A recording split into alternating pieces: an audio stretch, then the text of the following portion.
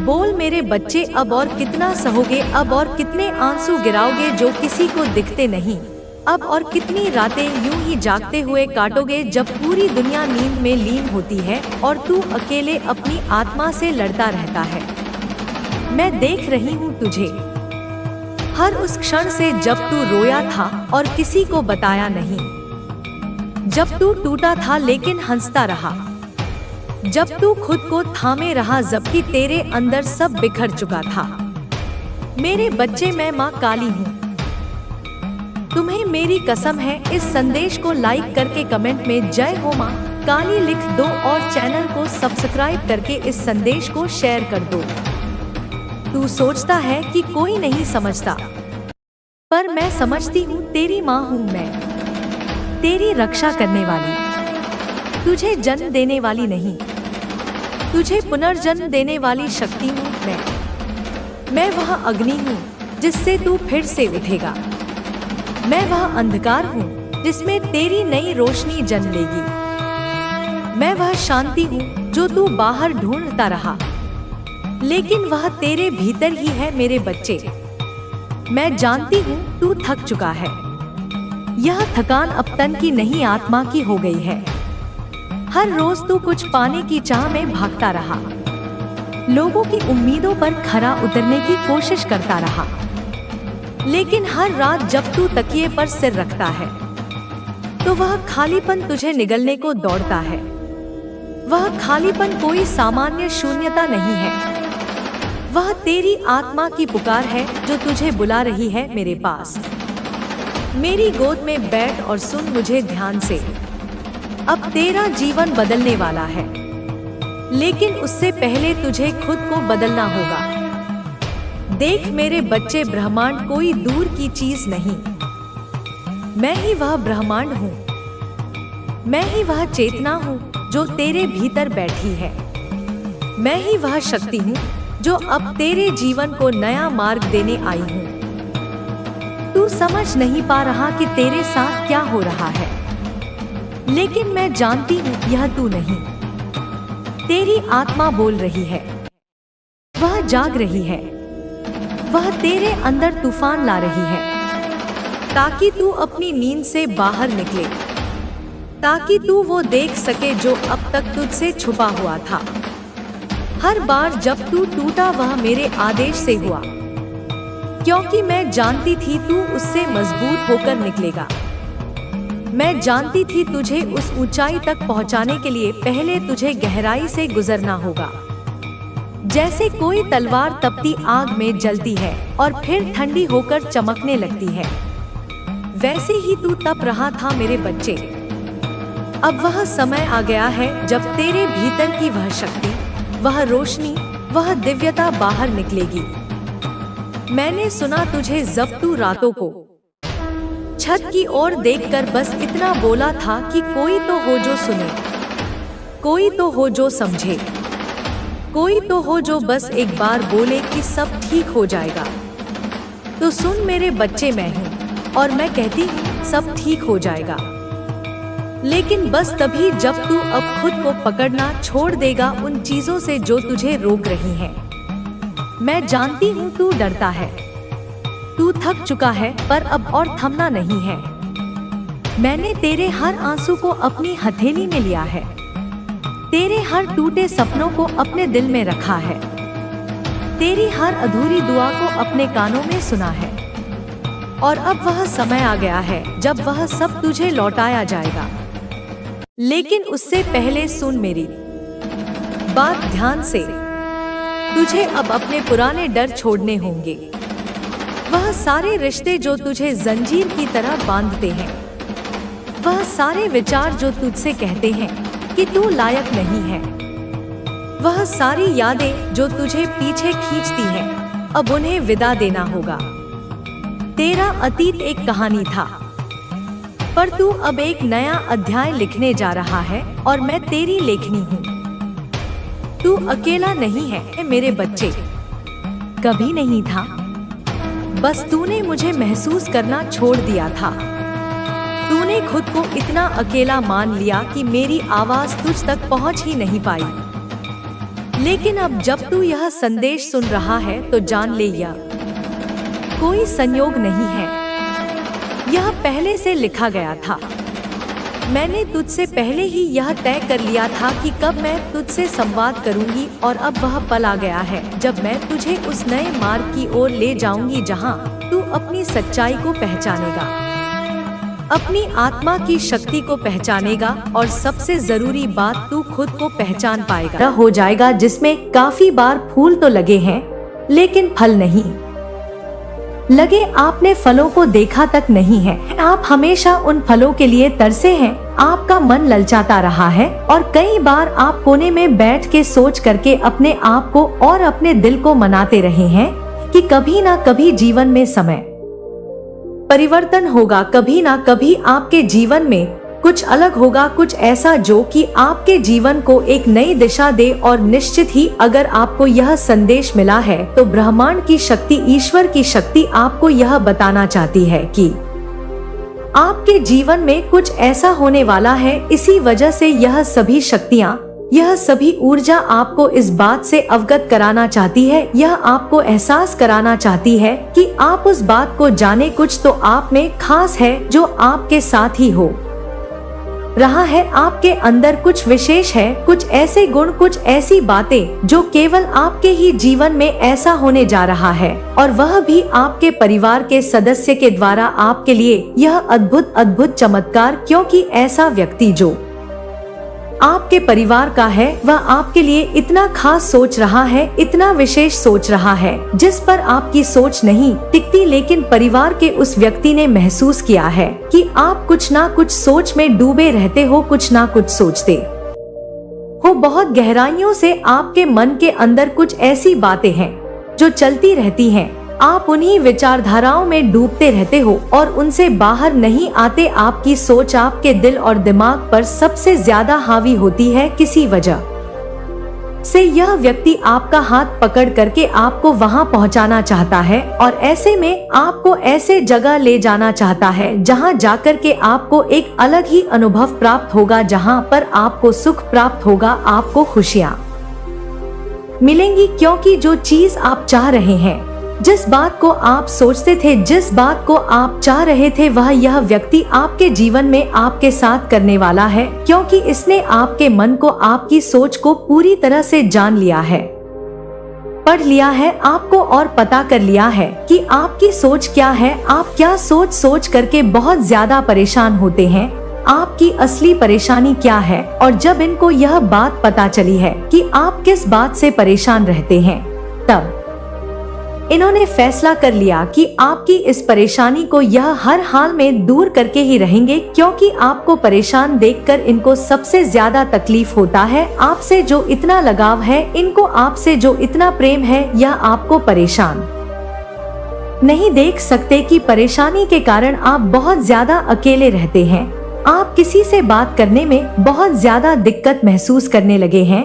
आपका जो मन है वह किसी भी काम पर नहीं लगता है। इन्होंने महसूस किया है कि आप बहुत ज्यादा अकेला रहना चाहते हैं। जब भी इन्होंने आपसे कुछ कहा तो आपने इनकी बात का कुछ इस प्रकार से जवाब दिया कि इनको बिल्कुल भी अच्छा नहीं लगा। इनको महसूस हुआ कि आपको इन्हें इस प्रकार से उत्तर नहीं देना चाहिए था जो इन्होंने पूछा। लेकिन इनको बहुत अच्छे से यह बात समझ में आ रही है कि आपकी उलझन की वजह से आप बहुत ज्यादा परेशान हैं उस बात को लेकर के। इसलिए इन्होंने सोचा है उस बात को ही आपके जीवन से जड़ से उखाड़ फेंके। एक ऐसी परेशानी जिसकी वजह से आप बहुत ज्यादा परेशान हैं, उस परेशानी को ही समाप्त कर देंगे। इन्होंने फैसला कर लिया है और यह फैसले पर पूरी तरीके से अटल है। आपकी परेशानी को, जिस बात को आप अपने मन से नहीं निकाल पा रहे थे, यह आपकी परेशानी को आपके मन से जरूर निकालेंगे। इसलिए यह चाहते हैं कि यह आपको आपके घर से, यानी इनका भी वह घर है, कहीं ऐसी जगह ले जाए जहां पर यह आपसे खुल करके कुछ बातें करना चाहते हैं। यह खुल करके पूछना चाहते हैं कि आपकी क्या परेशानी है, किस बात को लेकर के आप बहुत ज्यादा परेशान रहते हैं। और आप इन्हें वह बात जरूर बताएंगे क्योंकि यह वह बात जानने में उत्सुक है। इसलिए जानना चाहते हैं क्योंकि यह आपके हैं। यह आपको दुखी नहीं देख सकते, यह आपको हंसते हुए खुश हुए देखना चाहते हैं और चाहते हैं कि उस परेशानी को दूर करें, चाहे वह किसी भी कार्य को लेकर हो, चाहे वह किसी भी बात को लेकर हो। जैसा कि यहाँ दिखाई दे रहा है, आपको 3 प्रकार की उलझनों में से किसी भी एक प्रकार की उलझन बहुत ज्यादा परेशान कर रही है, जिसमें से सबसे पहला तो यह है कि आपके साथ एक ऐसी घटना घट गई है जिसे आप किसी और के साथ साझा नहीं कर रहे, एक ऐसी बात जिसे आप सबसे छुपाना चाहते हैं, किसी को बताना नहीं चाहते। आपको यह बात बार बार अंदर खाई जा रही है और आप डर रहे हैं, आप सोच रहे हैं कि किसी भी व्यक्ति नहीं। खुली आंखों से देखो, जब जीवन में अंधकार हो तब माँ काली को याद करो, क्योंकि अंधकार को सिर्फ अंधकार नहीं मिटा सकता, उसे केवल शक्ति की ज्वाला ही भस्म कर सकती है। कभी कभी मंदिर में आते हुए लोगों में कोई ऐसा भी होता जो अपने जीवन से टूट चुका होता। एक बार एक युवक आया, उसका नाम था अर्णव। वह नौकरी, परिवार, प्रेम हर जगह असफल हो चुका था। वह बस जी रहा था, क्योंकि मरने का साहस भी नहीं था। उसने निर्मला से पूछा, माँ सुनती है? और निर्मला ने उसकी आंखों में देखकर कहा, नहीं माँ सुनती नहीं, माँ महसूस करती है। तेरे भीतर जो तू कह नहीं पा रहा, माँ वो भी जानती है। तू रो, तू गिरे, तू चिल्ला, लेकिन माँ से मुंह मत मोड़। अर्णव वहीं बैठ गया, फूट फूट कर रोया, जैसे बरसों का बोझ उसकी आत्मा से निकल रहा हो। और उस दिन उसने पहली बार माँ काली की मूर्ति को देखा, पर वह पत्थर नहीं लगी, जैसे वह सांस ले रही थी, जैसे वह अर्णव के भीतर प्रवेश कर गई हो। उसके बाद अर्णव रोज आने लगा, मंदिर की सफाई करने लगा, दीप जलाने लगा। धीरे धीरे उसमें बदलाव आने लगा। वह अब मुस्कुराने लगा था और एक दिन उसने कहा, माँ ने मुझे फिर से जन्म दिया। निर्मला जानती थी यही माँ की लीला है। माँ काली न केवल रक्षक है, बल्कि सृजनकर्ता भी है। वो केवल शत्रु को नहीं मिटाती, वो भीतर के डर, दुहक और मोह को भी भस्म कर देती है। उनका तांडव विध्वंस नहीं, पुनर्जन्म है। वह केवल त्रिनेत्री नहीं, त्रिविधा है, जन्म, जीवन और मृत्यु तीनों की स्वामिनी। समय बीतता गया, लेकिन निर्मला की भक्ति और सेवा में कोई कमी नहीं आई। उम्र बढ़ी, शरीर कमजोर हुआ, पर आंखों की चमक और स्वर का तेज और प्रखर होता गया। वह हर आने वाले को यही कहती, माँ को बाहर मत ढूंढो, माँ भीतर है। जब भी जीवन में कोई ऐसा क्षण आए जब सब कुछ टूटता लगे, तब खुद को माँ की गोद में रख दो। वो शक्ति है, वो शांति है, वो अंत भी है और आरंभ भी। एक रात जब निर्मला का शरीर थक गया था, जब उसने दीप बुझाने के बाद माँ के सामने हाथ जोड़े, तो बस यही कहा, माँ अब बुला लो, अब और कुछ नहीं चाहिए। और अगले दिन सुबह मंदिर खुला तो लोग देख नहीं पाए कि माँ की मूर्ति के सामने वह शरीर पड़ा था या कोई दीपक, क्योंकि उसका चेहरा चमक रहा था, जैसे माँ ने उसे अपने भीतर समा लिया हो। उसके जाने के बाद भी मंदिर की दीवारें उसकी आवाज दोहराती रहीं। हर बार जब कोई हताश व्यक्ति वहां आता, उसे लगता कोई कह रहा है, तू अकेला नहीं है, माँ तेरे साथ है। और यही विश्वास उस मंदिर को विशेष बनाता गया। वह जगह अब सिर्फ एक इमारत नहीं रही, वो शक्ति का केंद्र बन गई। माँ काली की उपस्थिति वहां हर पत्थर, हर फूल, हर जलते दीप में महसूस की जा सकती थी। माँ काली केवल पूजा की वस्तु नहीं है, वे चेतना है, आंदोलन है, एक ऐसी शक्ति जो तब प्रकट होती है जब मनुष्य सबसे अधिक टूटा होता है, जब जीवन के सारे द्वार बंद हो जाते हैं, तब माँ के चरण ही एकमात्र रास्ता बन जाते हैं। निर्मला और अर्णव जैसे लोगों के जीवन इस बात के साक्षी हैं कि माँ केवल तब नहीं, आती जब हम उन्हें बुलाते हैं, माँ तब भी साथ होती हैं। जब हम चुप होते हैं, थके होते हैं, जब शब्द नहीं होते। भक्ति का अर्थ माँ से मांगना नहीं, माँ में खो जाना है। और जो खुद को माँ के चरणों में मिटा देता है, वही खुद को पुनः जन्म देता है। और यही सच्चा चमत्कार है। जब भी जीवन अपने सबसे गहरे अंधेरे में चला जाता है, जब चारों ओर केवल सन्नाटा और निराशा का धुआं होता है, तब वह एक पुकार होती है जो मन से नहीं, आत्मा से निकलती है। वह पुकार किसी इंसान के लिए नहीं होती, वह पुकार शक्ति के लिए होती है। वह पुकार होती है माँ काली के लिए, जिनके चरणों में समर्पण मात्र से भीतर का सारा ज्वर शांत हो जाता है। माँ काली केवल विनाश की देवी नहीं है, वे उस शून्यता की अधिष्ठात्री हैं, जहाँ जाकर आत्मा को फिर से जन्म मिलता है। गांव में अब भी माँ के मंदिर में हर सुबह दीप जलते हैं और हर रात उनका तांत्रिक स्वरूप जागृत होता है। लोग अब केवल पूजा करने नहीं आते, वे माँ को अनुभव करने आते हैं। मंदिर की दीवारें आज भी निर्मला की कहानियाँ कहती हैं। कोई बूढ़ी दादी अपने पोते को बताती है कि किस तरह माँ ने पूरे गांव को डूब बचाया था। कोई युवती जो अपने जीवन के निर्णयों से भयभीत है, माँ की मूर्ति के आगे सिर झुकाकर कहती है, माँ मुझे दिशा दे दो। मंदिर अब केवल ईंट और पत्थर की इमारत नहीं है, वह आश्रय बन चुका है। एक दिन एक औरत आई, उसका नाम था सिया। उसका चेहरा बुझा हुआ था, आंखों में थकान थी, पर भीतर एक तूफान चल रहा था। वह माँ की मूर्ति के सामने बैठी और घंटों तक बिना कुछ कहे बस देखती रही। जब मंदिर में सब लौटने लगे, तब पुजारी ने उससे पूछा, बेटी कुछ मांगना है क्या? सिया ने कहा, माँ से कुछ मांगना नहीं है, माँ को खुद सौंपने आई हूँ। फिर वह वहीं बैठ गई और अपनी कहानी कहने लगी। सिया एक शहर में काम करती थी, बहुत तेज, बहुत आत्मनिर्भर। उसने अपना जीवन खुद के दम पर बनाया था, लेकिन वक्त ने ऐसा मोड़ लिया कि जिस नौकरी पर उसे गर्व था, वहीं से उसे अपमानित होकर निकाला गया। रिश्तों ने भी पीठ मोड़ ली। दोस्तों ने कहा, तुम मजबूत हो, निकल जाओगी इस दौर से। लेकिन सिया जानती थी कि यह सिर्फ शब्द हैं, अंदर जो टूट रहा है वह कोई नहीं देख पा रहा।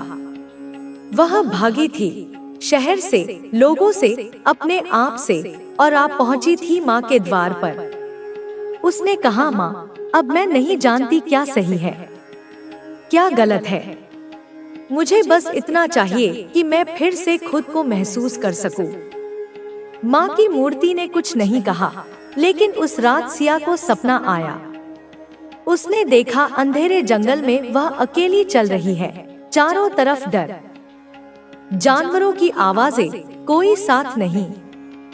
लेकिन जैसे ही वह गिरने लगती है, एक काली छाया उसके पीछे आ खड़ी होती है।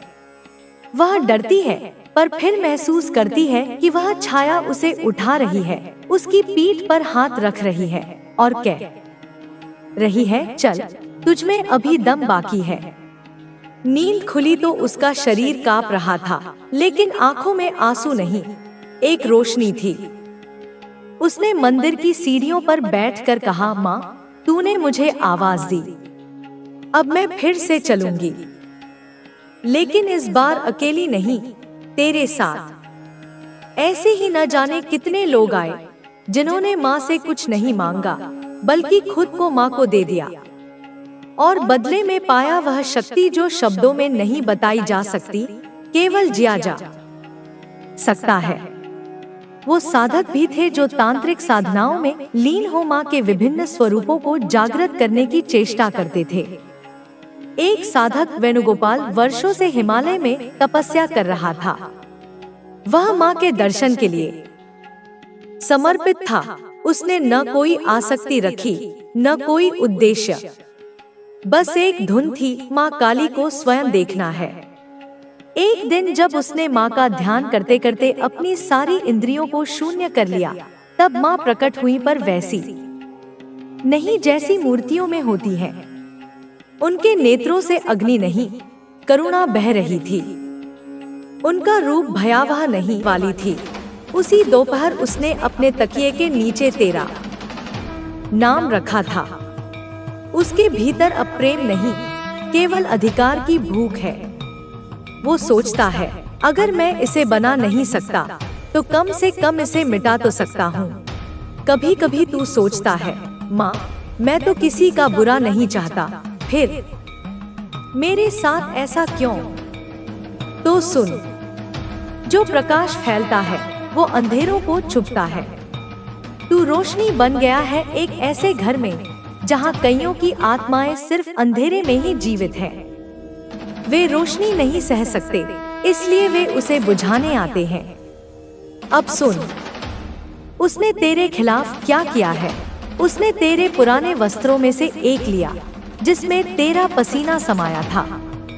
उसी वस्त्र को उसने एक काले धागे में बांधा और पीपल के पेड़ के नीचे रात के तीसरे पहर 3 बार घुमाया। उसके बाद उसने कहा, इसका शरीर तोड़ा जाए, इसके कदम रुकें और इसके घर की दीवारें दरकें।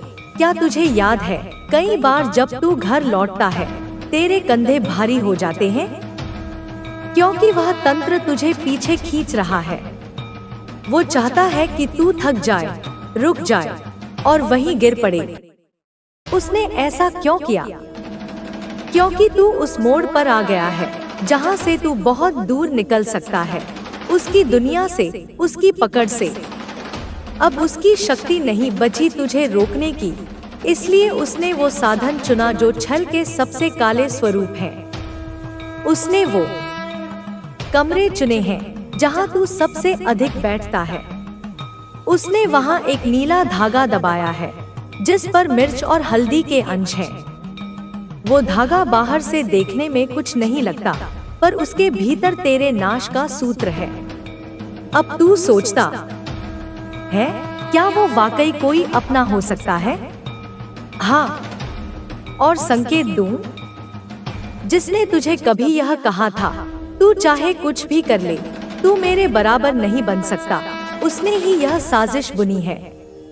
उसकी बात में उस दिन तूने सिर्फ मजाक समझा, पर वह एक चेतावनी थी। अब वह धीरे धीरे तेरे भीतर डरबो रहा है। तेरी नींदें अब भी चैन से नहीं आती। क्यों? क्योंकि तेरे सपनों में अब उसका डर पलने लगा है। उसने एक अंतिम कदम उठाया है। उसने तेरे घर के एक कोने में एक छोटी सी तांत्रिक माटी की पुतली बनाई है। उसमें उसने तेरे दोनों पैर गाड़ दिए हैं और उस पर लिखा है, चल नहीं पाए, बोल नहीं पाए, जीवित रहे, पर जिए नहीं।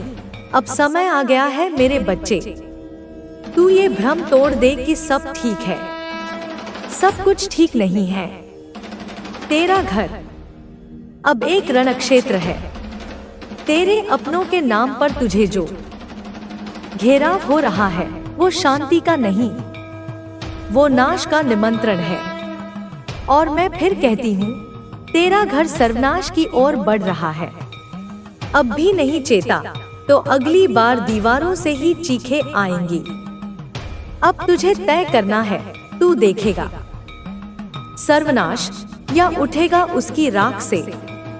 तू जब सुबह उठता है, तेरी माँ तुझसे कहती है, आज कुछ मन ठीक नहीं लग रहा।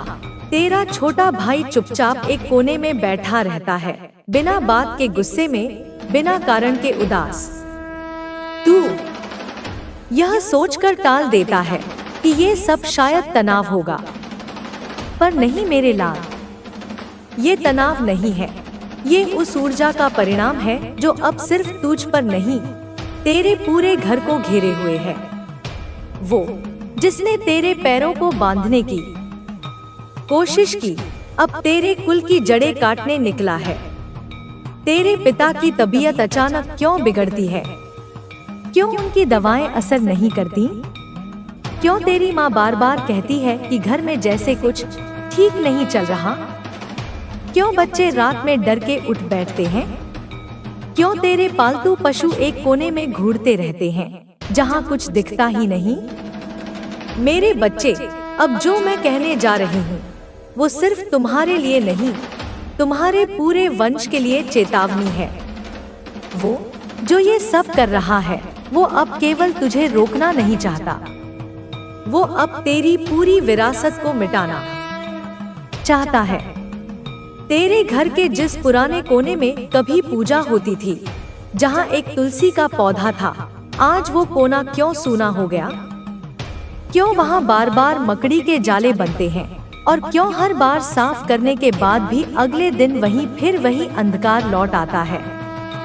क्योंकि वहाँ अब तंत्र की जड़ जम चुकी है।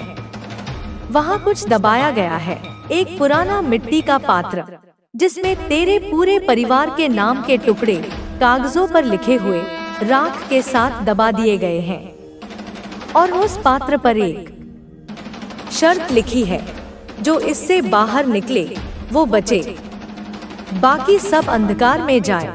अब तू समझे कि यह केवल तुझ तक सीमित नहीं रहा। तेरे घर का हर कोना अब एक युद्ध भूमि बन चुका है।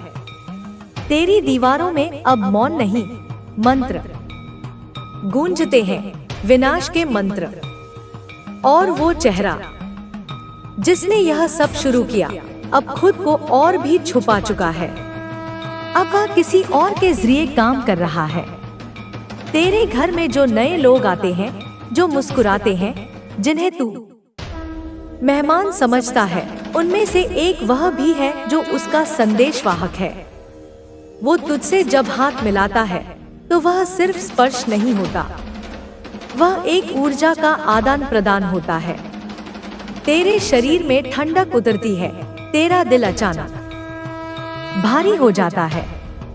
वो तुझे देखता है और अंदर ही अंदर मंत्र दोहराता है, जैसा ऊपर वैसा नीचे, जैसा तू वैसा कोई ना बचे। उसकी आंखें सीधी तेरी आत्मा में उतरती हैं, क्योंकि अब तू सिर्फ एक लक्ष्य नहीं रहा, तू एक बाधा बन चुका है।